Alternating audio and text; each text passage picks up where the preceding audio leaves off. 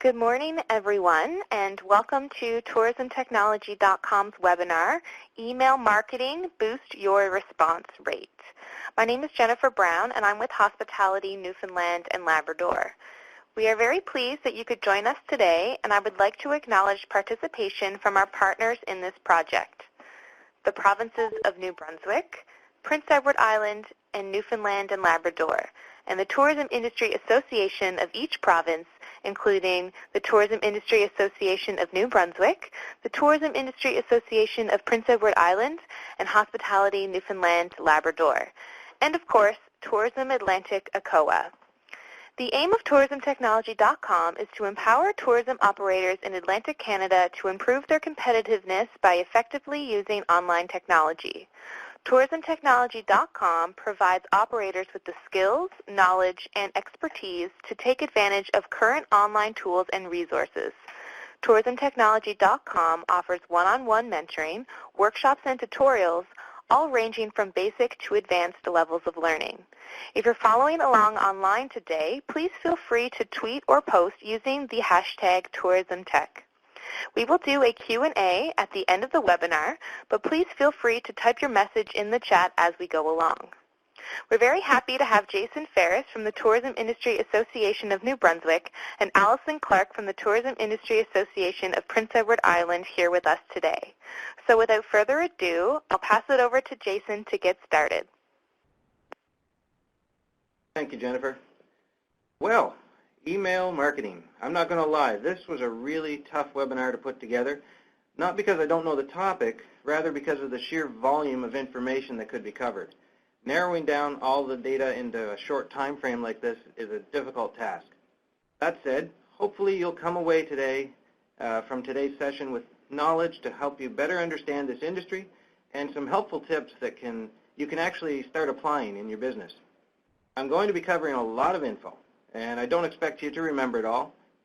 Feel free to take notes, but know that this slideshow presentation will be made available after the presentation to those who would like a copy.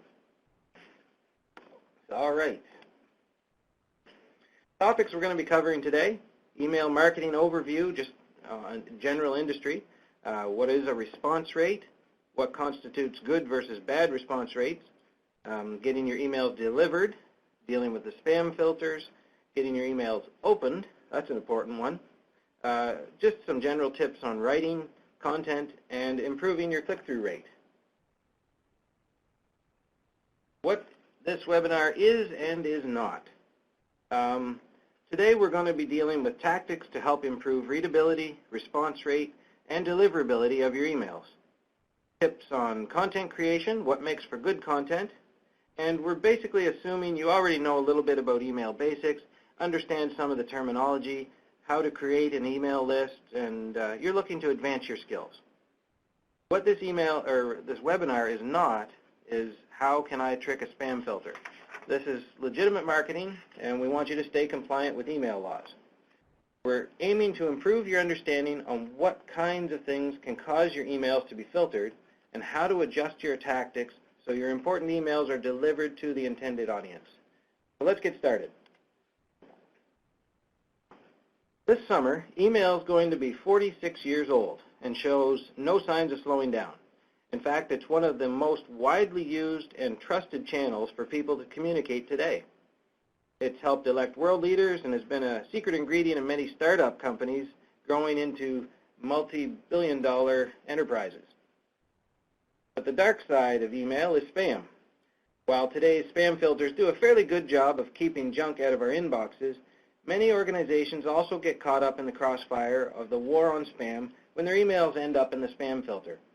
If your subscribers don't see your emails, then they can't open, click, and convert. While the importance of reaching customers' inboxes is undeniable, the reality is that many messages are missing the mark. In 2016, on average, 1 in 5 messages failed to reach the inbox. Global deliverability also experienced a slight but steady decline, with 24% of messages missing the inbox in the last quarter study. With deliverability declining, marketers are missing out on building valuable relationships and achieving the highest possible return on investment. The latest compilation of email client market share from January this year shows why it's so important to consider how your emails render on different platforms, in particular on mobile. As you can see here, the pink line, over 50% of people are using mobile devices to open their email. I'm personally still a fan of my laptop, but when I stopped and thought about it, I found that even I open a majority of my email on my phone. The way we as a society communicate is changing, has changed, and will continue to change. Business operators need to adapt to survive. So what is a response rate? Also called a conversion rate, it's a measurement of the amount of people who respond to a certain call to action. It's calculated by dividing the number of recipients who responded to the offer by the total number of recipients. It's usually represented as a percentage. So defining a response. It might sound like a silly thing to do, but different types of campaigns with different business goals have different definitions of a response. For instance, say a company wants to market a free online game. Well, here the end goal is just someone to play the game. So the definition of a response here is to install and play the game. There's no revenue involved. Another company might be trying to drive people to join their nonprofit association. Here the response is defined as a join, and it requires payment. Even a single campaign can involve many different types of responses. The initial response for lead generation campaigns is for the person to provide their contact information. But this is just the first in a chain of actions. You got to speak to the sales rep, get a demonstration. These all lead to the final and most important response, a purchase. A click, whether it's a display ad or an email message or another digital marketing piece, it's also a type of response. Now, while you can define a click as your response, there's usually something further down the conversion tunnel that's better use for this measurement. You want your response rate to be a measure of success or failure for a campaign. To do this, you need to define it so that it reflects as closely as possible your bottom line performance goals. When you think of it this way, your response usually isn't a click. Now, good versus bad response rate. That's a little harder to define. There's no single good response rate for every marketing campaign. For instance, in the examples that we just saw, you'd expect that a response rate based on a free action, like playing an online game, would be a little higher, of course, than a response rate for a paid action, like joining a membership. This usually ends up being true in real life. The response rate on a direct marketing campaign, where a purchase is the action, is lower than on a lead generation campaign, where the action doesn't require any money. That said, here are some stats that you might find interesting. Email engagement rates broken down based on industry. Now, I've selected a few of the industries that might be of interest here. The email open rate for restaurants is around 21%, with a click-through rate, meaning people take an action by clicking a link in the email, is around 1.25%. The travel industry, on the other hand, has a lower open rate, but almost a full percentage point higher click-through rate. Now, these are global stats, and many factors influence the numbers, but they may help give you a starting point.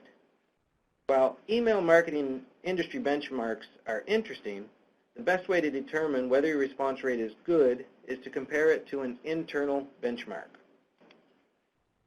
If your business has been sending email, even for just a short while, you can and should use data from these past sends to create internal benchmarks. The data is based on your list, your product lines, your price points. The stats are all completely customized to your situation, so they're better to use for comparison than industry benchmarks. So use the industry benchmarks as a gauge of what might be possible, but use your own internal benchmarks to determine whether your campaign is performing well or poorly. One more thing. If there's money involved, then it's unlikely the response rate is a sign of success or failure for the campaign. To do that, you'd need a metric that involves revenue, preferably some sort of return on investment. That's going outside the scope of this webinar, so feel free to ask your local tourism industry association for more information on that after the presentation. So let's get into the meat of today's topic, getting your emails delivered. First off, let's start with a well-maintained email list. If 20% of your emails are bouncing back because they don't exist, this isn't helping you or anyone else. Many times, these are hard bounces. A hard bounce indicates a permanent reason an email can't be delivered. Common reasons are emails sent to an address that no longer exists, maybe the domain expired, or the recipient email server has completely blocked your delivery. Keeping outdated emails could also run you into spam traps. These are email accounts that are no longer used, that an ISP has converted into a spam trap. These addresses have been inactive for a couple of years or so, and maybe the domain has expired a while ago. Basically, there's no good reason for anyone to be sending messages to these accounts. Now, if you continue to send emails to these addresses, your messages will automatically be marked as spam. It's absolutely vital that you maintain your email list to keep it current. Getting caught by a couple of these spam traps can cause you all sorts of problems, like getting blacklisted. If this happens, you won't be able to send to anyone. If you get any returned mail after sending out an email blast, you must clean up your list before you use it again. And next, you should watch out for spam complaints. Make sure your subscribers are aware of your emails so that they don't send spam complaints about you. Accidental abuse reports. You don't have to be a spammer to get reported for spamming. Even legitimate marketers who only use opt-in lists can have their email reported as spam, even if it's not. Sometimes it's a simple mistake, like when a user clicks the spam button to unsubscribe from an email.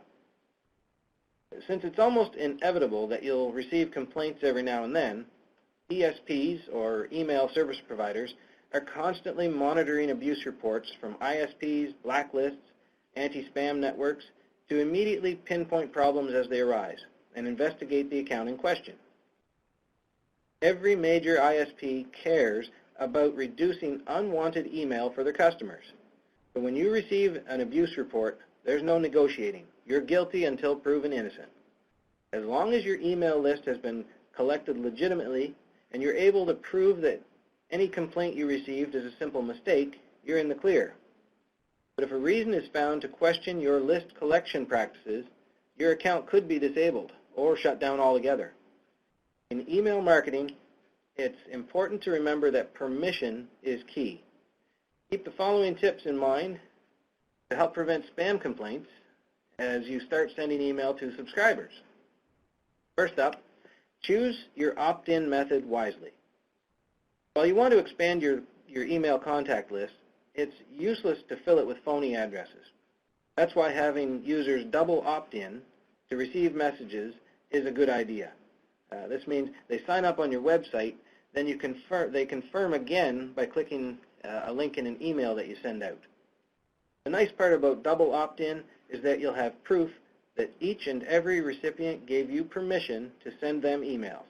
And your messages are also less likely to end up in the spam folder if you ask users to register twice. There's also a number of popular sign-up methods that allow for single opt-in. Ultimately, the most important thing is that your recipients give you permission to email them. You'll have to consider your audience to determine which opt-in method is best for you. Now, don't use purchased or rented lists. Not only are they notorious for providing bad addresses that lead to high bounce rates and blacklisting, but they don't actually help your business grow.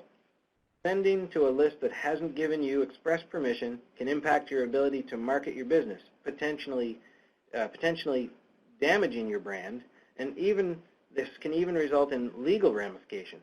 Instead, allow your list to grow organically. Wait for the people who want your information. Now, don't assume you have permission. Even if your intended recipients are already your customers or colleagues or people you met at a trade show, whatever, don't send promotional email without getting permission first. Add a sign-up form to your website. Give customers the option to sign up for your list when they make a purchase from your store. Offer incentives like discounts, coupons, or free downloads, for example, to encourage your customers to become subscribers. Just don't assume. Even ask them if you're at a trade show. Ask them for your email address, write it down, tell them what they're going to be getting, and you'll be all set. And speaking of telling them, set expectations when people join your list. If your subscribers think they're signing up for a monthly newsletter and you start sending them weekly promotions, they might not be subscribers for much longer. Tell people what you'll be sending and how often you'll be sending it. If you want to send out different content, like monthly newsletters, weekly special offers, different things like that, consider setting up groups in your list so subscribers can choose what content you want to receive, they want to receive. And don't wait too long before contacting them when they sign up. Every email list can go stale if it's not used regularly, even if subscribers were originally collected via double opt-in. Lists with a lot of stale addresses can lead to high bounce rates, spam complaints, and unsubscribes. In addition to keeping an up-to-date permission reminder in each campaign, consider setting up a process where new subscribers receive emails from you right away, maybe through an automated welcome email, and you might already be doing this. If you're worried that your list has gone stale, it'd be a very good idea to have your members resubscribe. You may lose some addresses, but at least those you still have will actually want to receive your information. Next, treat your email campaigns as an extension of your website, store, or brand. Your customers probably already have a good idea of what type of content, imagery, and design elements to expect from you. So don't stray too far and risk harming the recognition factor. If you have any questions about what content, designs, or subject lines your customers will respond to and engage with, don't leave it to chance. Use A/B testing to find out. I'm going to cover that a little bit more later. And definitely don't hide the unsubscribe or opt-out link in your campaigns. Canada's anti-spam legislation requires you to provide an unsubscribe link in every campaign you send. When the link is prominent, people who no longer want to receive your emails will be able to quickly and easily remove themselves from your mailing list. When the link is hard to find, the receivers might be more inclined to mark your message as a spam, resulting in an abuse complaint. Now, spam filters. There can be two sets of filters an email has to pass through, one at the server level and another at the user level. Unfortunately, there's no magic formula, and spam filters don't publish details regarding their filtering practices. But there are some steps you can take to avoid landing in your subscriber's junk folder. First off, spam filters want to know that you're acquainted with the person receiving the email. Use merge tags to personalize the to field in your campaign. Send through a verified domain and ask recipients to add you to their address book. So definitely get personal, get their name in the to field. Your IP address. Some spam filters will flag a campaign if anyone with the same IP has sent spam in the past. So if you're on a shared hosting server, this could be an issue. If you share the email server IP address with other users, you're at risk of being labeled a spammer just because of someone else's actions. Ideally, talk with your ISP about getting your own IP address. It's not that expensive generally, and it could be well worth it. Coding in the email. Spam filters can be triggered by sloppy code, extra tags, or code pulled in from Microsoft Word, because it adds a whole lot of extra tags. Use a clean template or work with a designer to ensure your email is free of clutter. Now, some spam filters will flag emails based on specific content or images they contain. But there's not an all-encompassing set of best practices to follow or things you absolutely need to avoid. However, some things you can do to help include design your campaign to be clear and balanced and to promote engagement from your subscribers. Make sure your subscribers have opted in to receiving your emails. Be consistent. Try not to stray too far from the content and design that your audience is already associated with your brand, website, or social media channels. And test, and test some more. Use A/B testing to learn learn how changes to your content affects delivery and engagement. Now, if an email makes it through all the servers, past the ISP spam filters and virus scans, doesn't bounce, and finally reaches the subscriber's email account, it's been delivered. It took some work to make it happen, but provided the email isn't reported as spam even before it's opened, your job is done, right? Unfortunately, not by a long shot. We need people to open the emails. This is a big deal. Your potential clients have opted in to receiving your messages, and your email got through to them. Well, great. Now, how do you get them to actually open your message? You need to deliver the most relevant and intriguing message possible to entice those opens. Now, here's where we're going to talk about A/B testing, also called split testing. If you haven't already started using this, it would be a very good idea. We mentioned it earlier. Now, if it's used correctly, A/B testing can play a major role in overall marketing and audience analytics. For email, the practice involves sending out 2 or more versions of the same message with one varying factor, like the sending address or the subject line.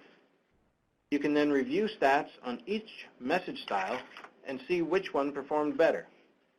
With this valuable information, you'll be able to craft emails that achieve higher open rates.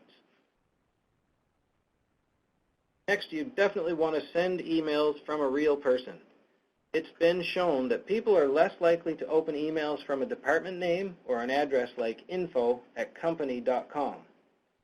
So use a real name, joe@yourcompany.com, something like that. Make it from a real person. Give various registration options. Offering users a variety of choices of content they'll receive ensures that you're sending the messages pertaining directly to their interests, making it more likely they'll open your emails and read them through. Make sure you're sending at the right time. There seems to be an infinite supply of stats on the web suggesting the best time to email clients. Generally, though, early in the work week, during morning hours, are strong open email rate times.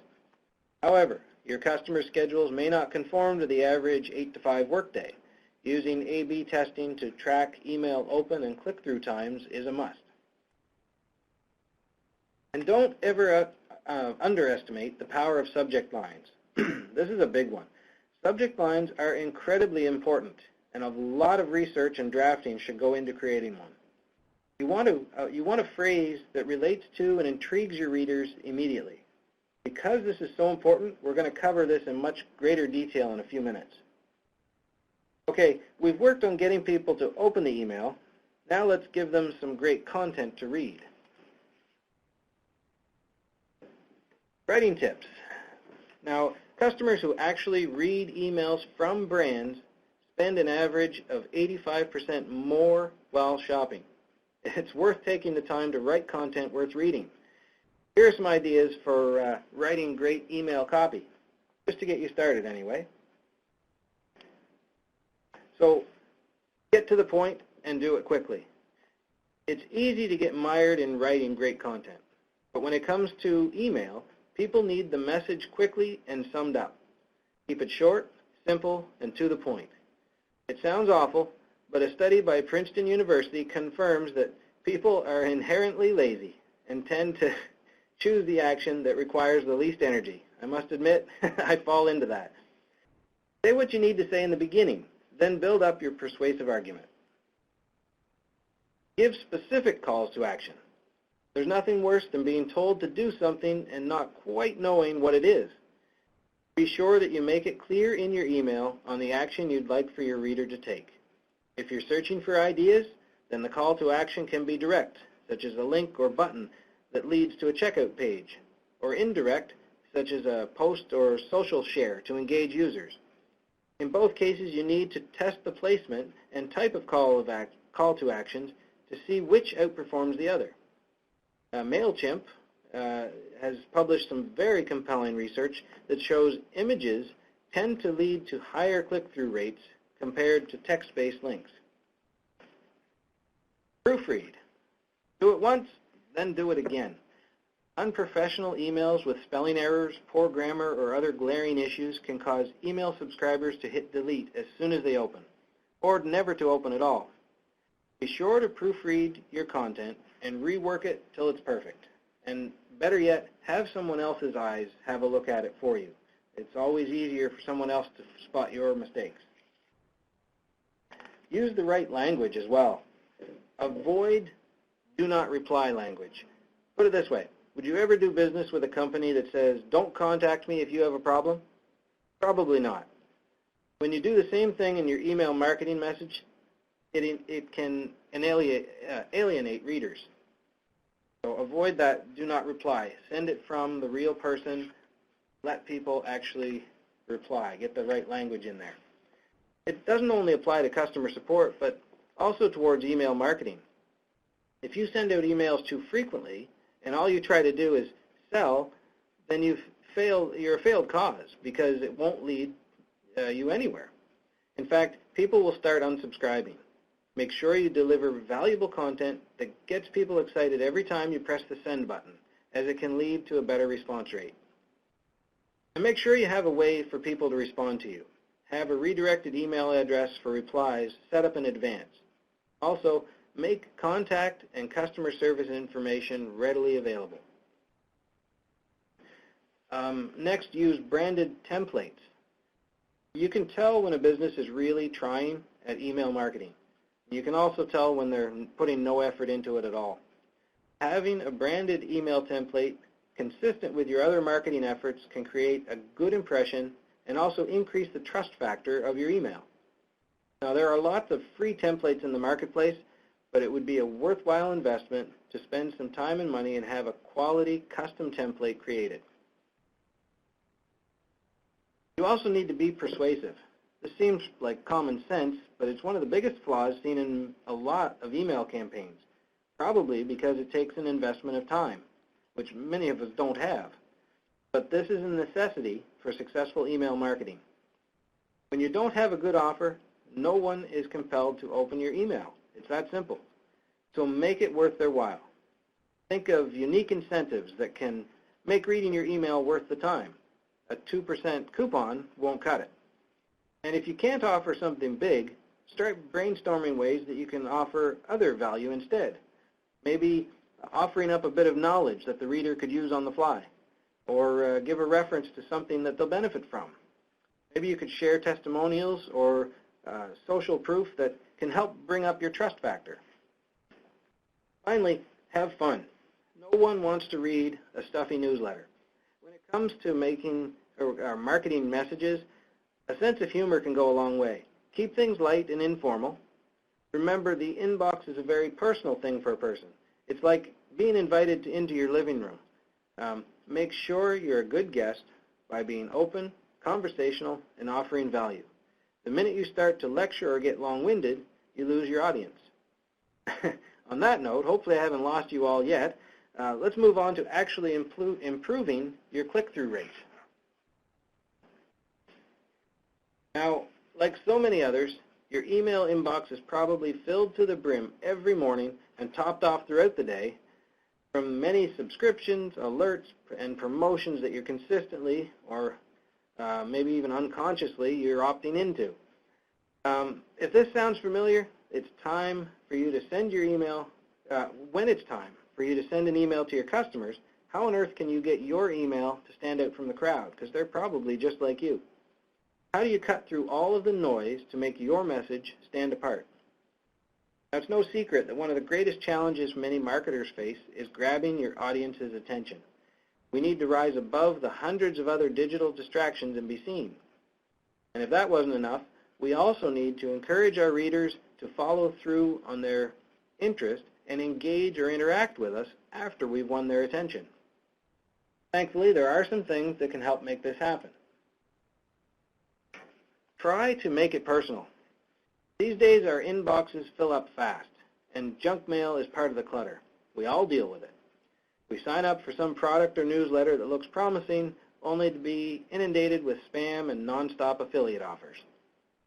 One of the easiest tactical approaches many people use to weed their way through the quality content is by looking for their name. So make sure you're collecting first names when you capture the people's email, and personalize subject lines with their first name. This is an instant attention grabber and subtle trust builder. If you can't or don't want to use personalization in the subject line, try using you or your, so it still sounds like you're addressing the person directly. Also, use a familiar sender name. If the from name doesn't sound like it's from someone they want to hear from, it doesn't matter what the subject line is. Thanks to the amount of spam email going out these days, most people are hesitant to open email from unfamiliar senders. No one likes talking to a robot. Think about when you call a company and can't get a hold of the actual person. It's frustrating, right? This goes for email as well. And never use noreply@yourcompany.com for an email address. Never use noreply@yourcompany.com. Not only does it make it look less personable, but it also stops people from adding your email to their contacts. So avoid using generic email addresses and send the email from a real person. For example, emails sent from John Smith, ABC Hotels will perform better in terms of opens and click-through rate than emails sent from just ABC Hotels. Also, you want to be mobile optimized. Nearly everyone today has a smartphone. In fact, 76% of Canadians now have a smartphone, according to a survey in 2016. That's up 38% in just 2 years. And 54% of all email worldwide is opened on mobile devices as of June 2016. People are using their phones to check email now more than ever. If the links in your email are always leading back to a site that's not mobile friendly, they'll stop opening because it's a pain in the neck to deal with. And you want to use enticing subject lines. Now this is a big deal. No matter what they say, people do judge emails by their subject line. 33% of email recipients decide whether or not to open an email based on the subject line alone. That's why it's so important to craft subject lines that are compelling enough to get people to click through. You want to keep, this is all on the subject line, you want to keep it short and sweet. Aim for a brief, punchy message that contains buzzwords related to whatever your email is about, like webinar, sale, or research, for example. Shorter subject lines tend to perform better than longer ones. Subjects will get cut off if they're too long, particularly on mobile devices. So use subject lines with fewer than 50 characters to make sure the people scanning your emails read the entire thing. If you're struggling to keep the subject lines short, think about which words matter less and where you can remove extra details. For example, with your regular emails, do you really need to include the word update or newsletter in there? Pick your words carefully. And actually, a study from Adestra found that emails including the word newsletter in the subject line saw an 18.7% decrease in open rates. Just some food for thought. Now you want to tell people what's inside the email. If your visitor has downloaded an offer and you're delivering it by email, it's a great idea to use a subject line that says something like, your new ebook inside, or your guide awaits. This works better than a simple thank you in the subject line because it makes it clear that something is waiting inside the email. You want to start your subject with action-oriented words. Subject lines are similar to calls to action. You want the language to inspire people to click. Subject lines that begin with action verbs tend to be a lot more enticing. Your emails could be drastically more clickable by adding a vibrant verb at the beginning. Actionable subject lines will inspire people to click on your email by instilling urgency and excitement. For example, in an email inviting people to a hockey legend dinner, the email subject line might read, dine with Bruins legend Bobby Orr, rather than a more generic local Boston sports legend meal. The former email uses Dine to help the reader envision themselves at a dinner table. You also want to make people feel special. The psychology of exclusivity is a powerful thing. When people feel they're on the inside, it gives them a sense of belonging that could build loyalty and make them more likely to click through on your emails. The right phrasing can make your recipients feel special. A few ideas of phrasing include for our beloved customers only, an exclusive offer for you, my gift to you, you're invited, or personalized, John, this is your private invite. Something to that effect. You also want to create a sense of urgency. An effective subject line style that will stop readers in their tracks is urgency. Subject lines that create a sense of urgency and exclusivity can give a 22% higher open rate. Using deadlines like today only or 24-hour giveaway will encourage your reader to act now instead of putting it off till later, when they might have a chance of forgetting about it. Avoid spammy language. That's my word. When email open rates may be up, spam filters are growing more sophisticated, and people have grown more wary of messages that resemble anything close to junk mail. When choosing the words for your subject lines, do some research on what spam language looks like and then head straight in the opposite direction. And I'm sure you know what I'm talking about. You see the subjects, and I'm going to cover a couple of things here in a minute. Use numbers. A lot of businesses send emails with vague statements in their subject lines, which is why using numbers in your subject is a great way to get emails noticed.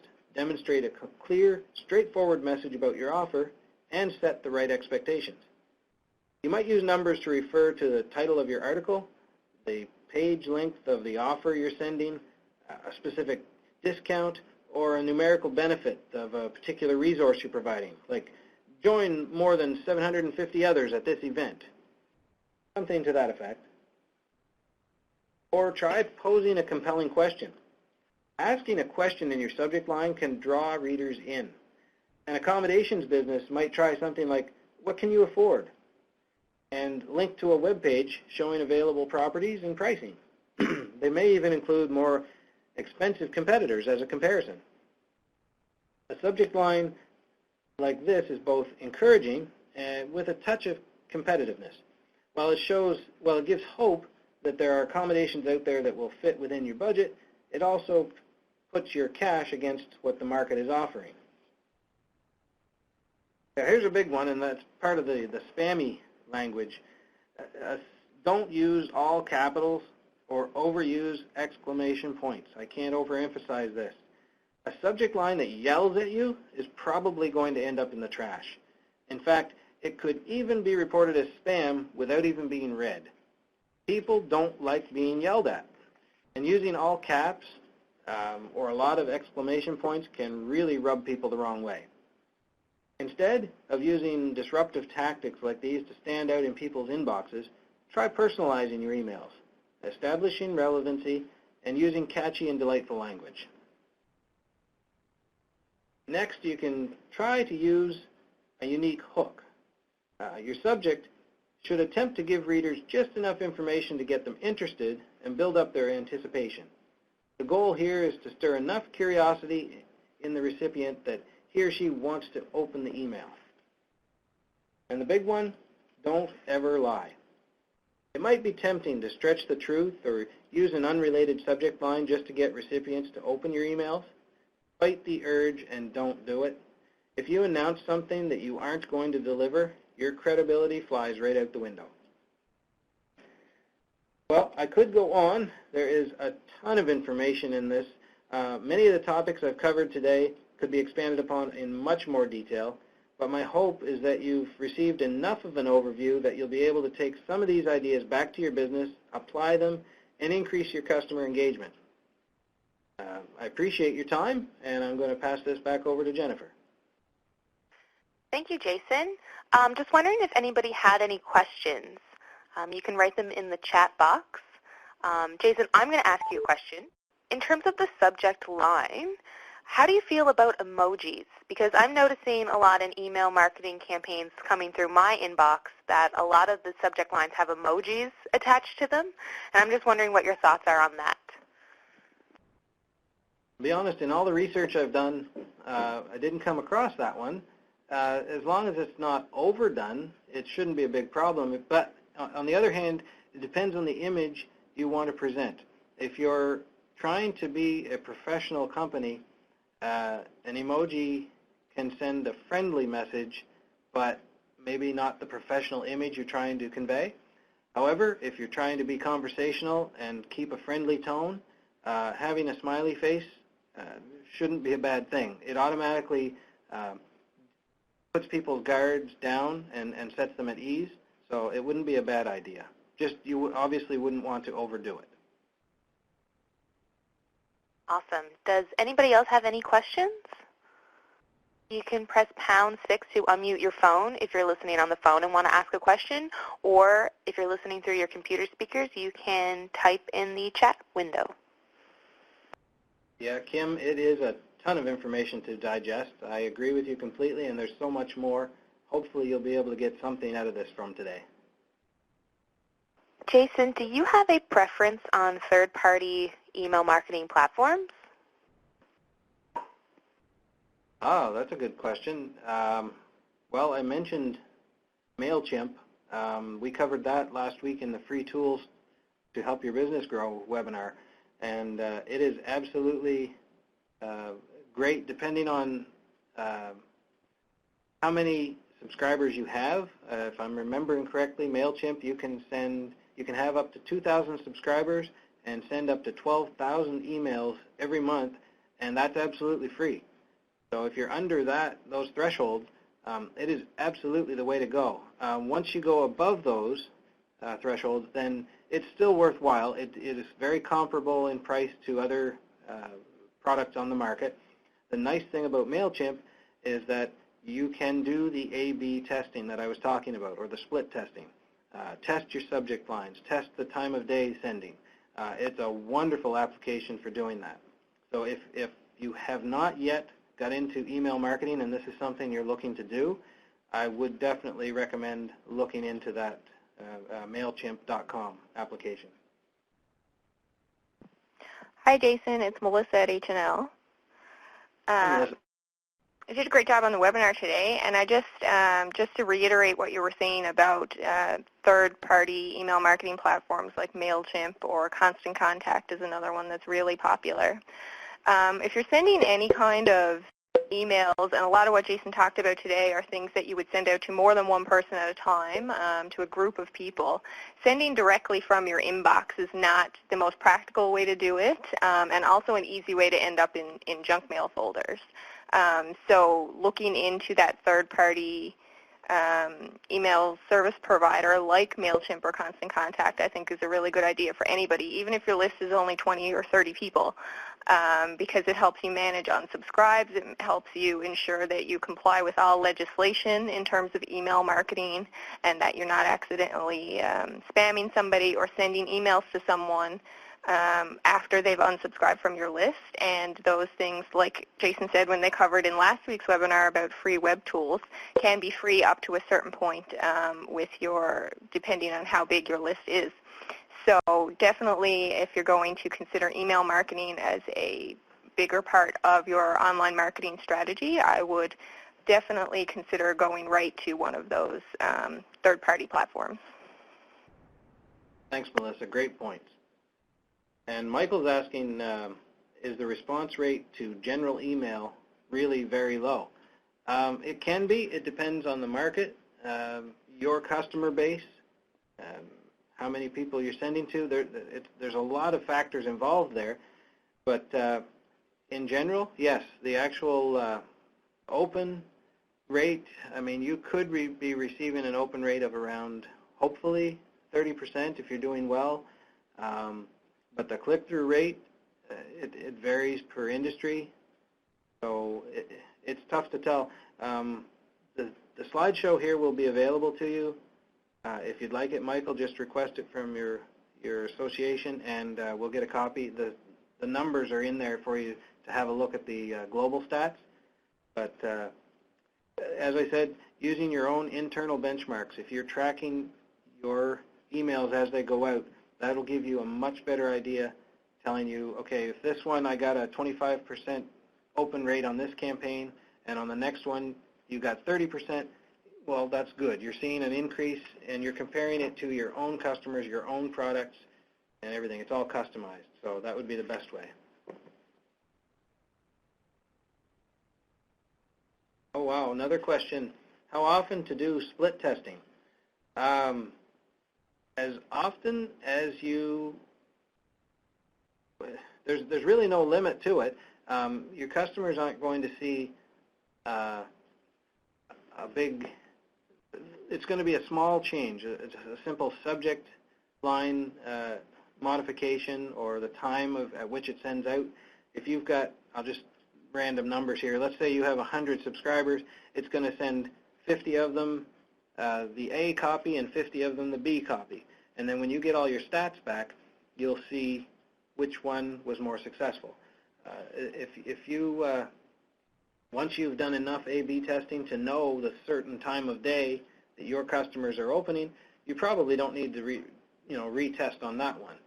Maybe after a year has passed, maybe some things has changed, you want to try it, go ahead. But test and test some more is really the way to go. It's not going to hurt anything.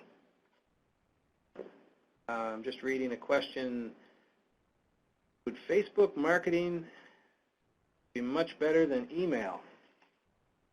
Wow, that I'm not prepared to answer at this time. I think it's going outside the scope of this presentation, and they're reaching. Hey, Jason, it's Melissa here at H&L. I just think that maybe email marketing is like social media, Facebook, Twitter, even more traditional marketing that you may not be doing online, is all a part of your overall marketing strategy. So it wouldn't necessarily be about doing email marketing because there's more return on investment than there is in paying for marketing on Facebook or investing into your Facebook page. They're all part of a well-rounded overall online strategy when it comes to your online marketing. And so, social media is definitely a place to be. That's where a lot of your client base in tourism often is on certain platforms. Email marketing is another option there to help you continue to communicate with the clientele and client base that you've already built up in terms of how you got those emails in the first place. So again, it's not about doing one over the other. As you play around with these different types of tools, if you feel email marketing is the way, is a certain channel that your business can definitely take advantage of and use, then by all means you want to get in there and try it. And in the end, it's different for every business and every owner, operator, employee. So really, it's all about testing it out and see what works for you as a business owner and what works for your clients as well. Awesome. Thank you, Jason, so much for that webinar presentation. You did a really, really good job. So if you're wondering what your next learning steps might be following this presentation, there are many technology learning options available to you simply by contacting your Provincial Tourism Industry Association. We would be happy to help you determine your next steps, whether they be one-on-one mentoring, further workshops or training opportunities, or advanced mentoring sessions. Coming up next this spring, tourismtechnology.com will be hosting a workshop on online video production. The Tourism Industry Association of New Brunswick will be hosting 4, April 25th in Miramichi, April 26th in Moncton, April 27th in Fredericton, and April 28th in St. John. The Tourism Industry Association of Prince Edward Island will be hosting 2, May 10th and 11th in Charlottetown and Summerside, and Hospitality Newfoundland and Labrador will be hosting 3, May 8th in St. John's, May 10th in Grand Falls, Windsor, and May 11th in Corner Brook. Check out tourismtechnology.com for a complete list of resources and future training opportunities, or call your provincial tourism industry association. Again, thank you to our project partners, the provinces of New Brunswick, Prince Edward Island, and Newfoundland and Labrador, and the tourism industry associations of each province, including TIPI, TINB, and H&L. And of course, Tourism Atlantic, ACOA. Thanks everyone for joining today, and we look forward to working together in the future.